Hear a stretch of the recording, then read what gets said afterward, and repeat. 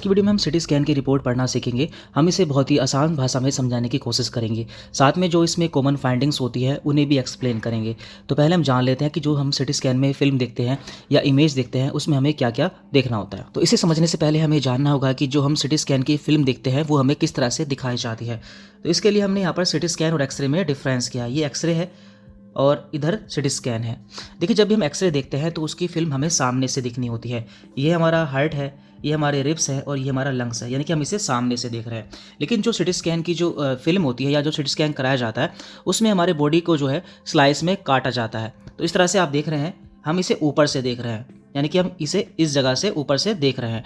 तो यहाँ पर जो हमारा हार्ट है वो इस जगह पर है, ये हमारा हार्ट है, ये हमारे लंग्स हैं और ये हमारे जो चेस्ट की वॉल है, यानी कि हमें इसे ऊपर से देखना है। तो आप समझ गए होंगे। और ये हमारी जो रीढ़ की हड्डी होती है, स्पाइन होती है, स्पाइन बोन, वो ये है। आपको समझाने के लिए हमने यहाँ पर एक ट्यूमर भी शो किया हुआ है। यदि हम इस ट्यूमर को या गांठ को एक्सरे में देखते हैं तो कुछ इस तरह से यहाँ पर हमें दिखाई देता है, लेकिन सिटी स्कैन में हमें कुछ इस तरह से यहाँ पर ये दिखाई देता है, क्योंकि हमारे लंग्स है, लंग्स के बीच में जो ट्यूमर है वो इस तरह से हमें दिखाई देता है।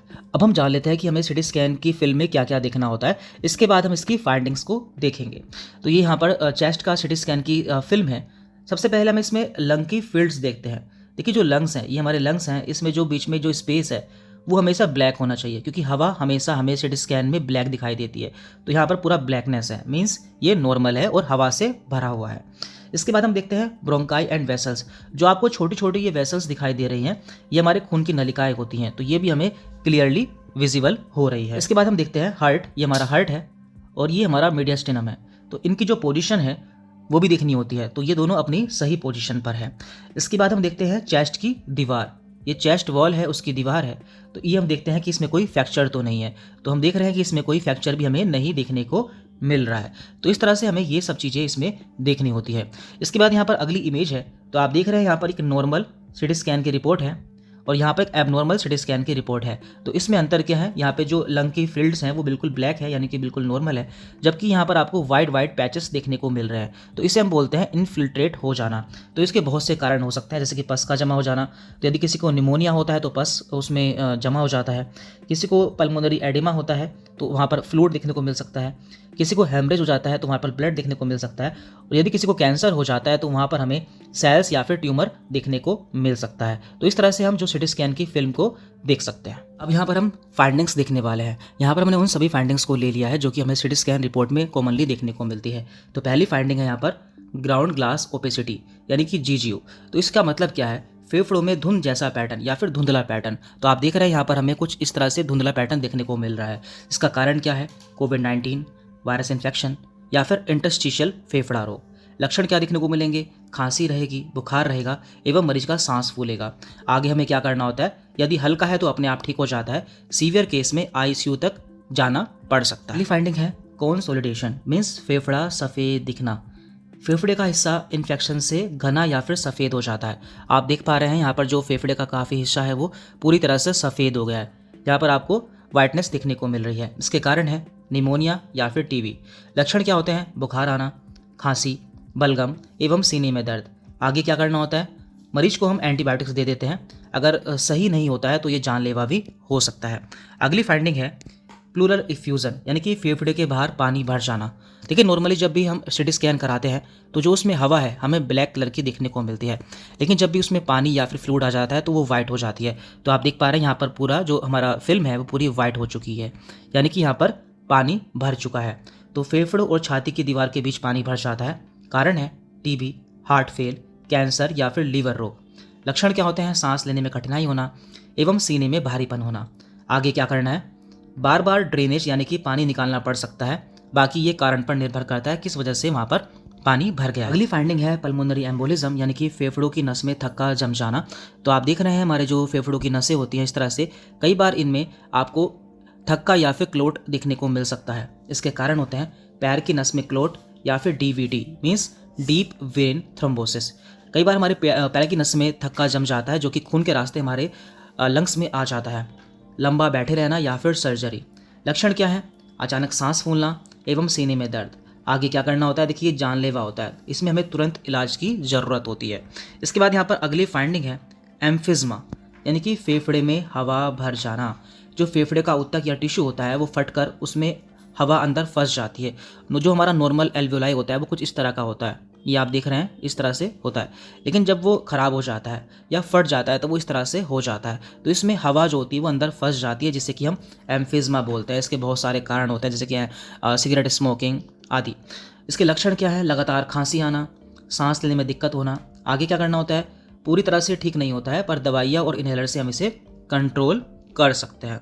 अगली फाइंडिंग है फाइब्रोसिस, यानी कि फेफड़े का सख्त हो जाना। तो फेफड़े का जो टिश्यू है वो परमानेंट सख्त हो जाता है। कारण क्या है? पुराना इन्फेक्शन, टीबी या फिर ऑक्यूपेशनल एक्सपोजर। लक्षण इसके धीरे धीरे बढ़ते हैं और सांस की दिक्कत भी बढ़ती जाती है। आगे क्या होता है? इसमें परमानेंट डैमेज हो जाता है। दवाइयों से केवल इसे स्लो किया जा सकता है। इसके बाद यहाँ पर अगली फाइंडिंग है ब्रोंकिक्टेक्सिस, मीन्स नलियाँ चौड़ी होना। जो सांस की नलियाँ होती हैं या फिर हमारे लंग्स की नली होती है वो चौड़ी हो जाती है। तो इसका कारण क्या है? टीबी, रिपीटेड इन्फेक्शन, यदि बार बार इन्फेक्शन होता है, कई बार ये जन्म से भी हो सकती है।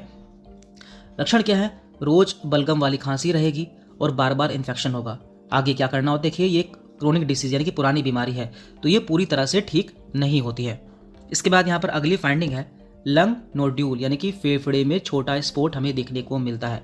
तो जब भी हम रिपोर्ट देखेंगे तो छोटा गोल धब्बा या स्पॉट हमें देखने को मिलेगा। तो आप देख रहे हैं ये हमारे लंग्स हैं, तो लंग्स के बीच में यहाँ पर आपको एक स्पॉट देखने को मिल रहा है।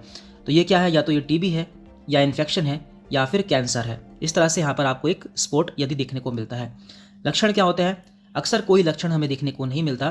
कभी कभार यदि किसी को टीबी है या इन्फेक्शन है तो खांसी या फिर खून दिखने को मिल सकता है। आगे हमें क्या करना होता है? देखिए, आगे हम इसकी बायोप्सी करा सकते हैं, या इसमें बिनाइन एवं कैंसर दोनों ही हो सकते हैं। इसके बाद यहाँ पर अगली फाइंडिंग है लंग मास, यानी कि बड़ी गांठ। कई बार हमारे लंग्स में बड़ी गांठ भी हो जाती है, जिसे कि हम बड़ा लहसन बोल देते हैं। तो आप देख पा रहे हैं यहाँ पर एक बड़ी सी गांठ आपको देखने को मिल रही है। ये या तो कैंसर हो सकता है या फिर फंगल इन्फेक्शन हो सकता है। इसमें जो लक्षण है वो है लगातार खांसी रहना, वजन घटना एवं खून आना। आगे क्या करना है? ये गंभीर समस्या है, तो इसमें बायोप्सी और इलाज जरूरी हो जाता है। अगली फाइंडिंग है मीडियास्टिनल लिम्फेडिनोपैथी, यानी कि जो बीच की ग्लैंड्स होती हैं वो बड़ी हो जाती है। तो छाती के बीच वाली जो लिम्फ नोड्स होती हैं वो बड़ी हो गई हैं। ये भी किसी बड़े इन्फेक्शन के कारण होता है, जैसे कि टीबी, लिम्फोमा या फिर कैंसर। लक्षण है खांसी, वेट लॉस, बुखार। आगे क्या करना है? बायोप्सी करानी पड़ सकती है और कारण पर डिपेंड करता है। अगली फाइंडिंग है न्यूमोथोरैक्स, यानी कि फेफड़ों में हवा भर जाना या फिर हवा फट जाना। फेफड़ा फटकर हवा छाती में चली जाती है। कारण है चोट लग जाना, सीओपीडी या फिर अस्थमा। लक्षण है अचानक सांस रुकना एवं सीने में तेज दर्द होना। ये एक इमरजेंसी सिचुएशन है, तो इसमें हमें चेस्ट ट्यूब डालनी पड़ सकती है। अगली फाइंडिंग है एटिलेक्टेक्सिस, यानी कि फेफड़े का सिकुड़ना। मतलब क्या है? फेफड़े का हिस्सा कोलैप्स हो गया है। कारण है म्यूकस प्लग, ट्यूमर या फिर टीबी। लक्षण क्या है? सांस लेने में तकलीफ होना। आगे हमें ब्लॉकेज हटाने पर इसे हम ठीक कर सकते हैं। यहाँ पर है कैविटेशन, यानी कि फेफड़े में खोखलापन, फेफड़े में गड्ढा या फिर छेद बनना। टीबी फंगल इन्फेक्शन कारण हो सकता है। लक्षण है खांसी, बलगम या फिर खून आना। आगे हमें क्या करना है? इन्फेक्शन कंट्रोल से कुछ केस ठीक हो जाते हैं। क्रोनिक टीबी में ये परमानेंट बना रहता है। इसके बाद यहाँ पर कैल्सीफाइड ग्रेनुलोमा, यानी कि पुराना इन्फेक्शन का दाग। तो इसमें होता क्या है? फेफड़े में कैल्शियम का दाग या पुराना इन्फेक्शन। मान लीजिए किसी को टीबी हुआ है और उसका टीबी ठीक हो जाता है, तो उसके लंग्स में हमें कैल्शियम की कैविटी देखने को मिलती है, जो कि हार्मलेस होती है, यानी कि उसका कोई भी नुकसान नहीं होता है। तो इसके कारण है टीबी या फिर फंगल इन्फेक्शन। इसमें हमें कोई भी लक्षण देखने को नहीं मिलता और ये हार्मलेस है, इसमें हमें कोई भी इलाज की ज़रूरत नहीं होती है। इसके बाद यहाँ पर मीडियास्टिनल वाइडनिंग, यानी कि बीच का हिस्सा जो होता है वो चौड़ा हो जाना। छाती का बीच वाला भाग चौड़ा दिखता है। कारण है एओर्टिक एनोरिज्म या फिर लिम्फोमा या फिर ट्रोमा। सीने में दर्द एवं सांस फूल सकता है। कारण गंभीर हो सकता है। अर्जेंट जांच हमें इसमें करनी होती है। तो यहाँ पर हमने चेस्ट सीटी स्कैन की जितने भी फाइंडिंग्स होती हैं वो सभी देख ली है। यदि आगे भी आप इस तरह की सीरीज़ को कंटिन्यू देखना चाहते हैं तो आप नीचे कमेंट करके बता सकते हैं, और यदि आप इसमें कुछ चेंजेस चाहते हैं तो वो भी आप हमें बता सकते हैं। देखिए, हमारा डायग्नोसिस कॉम्बो लॉन्च हो चुका है, जिसमें आपको 5 बुक्स मिलने वाली हैं, जिसमें कि हैं CT scan, MRI, ultrasound, X-ray and lab test. ये पांचों बुक्स पीडीएफ फॉर्म में अवेलेबल है और ये हिंदी इंग्लिश लैंग्वेज में, यानी कि बहुत ही आसान भाषा में इन्हें लिखा गया है। इन पांचों बुक्स के सैंपल देखने के लिए और इनकी पीडीएफ परचेज करने के लिए आप हमें इस नंबर पर व्हाट्सएप मैसेज कर सकते हैं।